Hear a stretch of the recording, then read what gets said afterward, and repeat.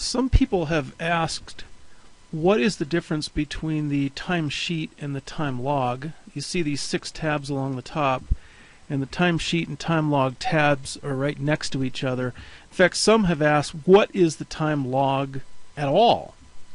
Well, so let's take a look at that. Essentially, these 2 tabs are close relatives. In fact, they're displaying the same information, they just look a little different. So let's click over on the time log. Here you see a list of records, and it turns out that those records are the same ones that are displayed in the timesheet. It just looks a little different. Here you've got the Monday through Sunday view, or whenever your first day of the week starts. In the time log, you've got a list, top to bottom, list of all the same records. So these are the same time records that you see over in the timesheet. So one way to verify this is, let's open up one of these, click Notes and Details. First thing we can see is that this is on 4/9 and starts at 11:30 a.m. and the notes that this person put in was installed web server. Okay? So let's go over to the time log, and because we have such a long list, let's go over to the date range and look at this week. Okay, so we've got records here. Turns out I'm looking at this week for Ray, which is the same filtering we had over in the timesheet. If I look at the 4.5 hours, again we see that this is 11:30 a.m. installed web server.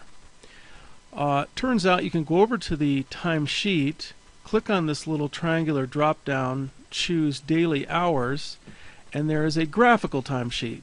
And we see this same 4.5 hours just displayed in graphical format. So if I were to double click on that, again we see it starts 11:30 a.m.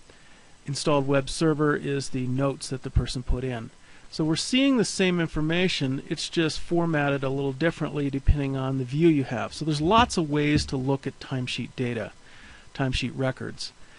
This time log is useful in a lot of other ways. If we go to the View menu, choose Column, let's get rid of the client rate and cost client, useful fields, but for this case we're going to put in the client and the user.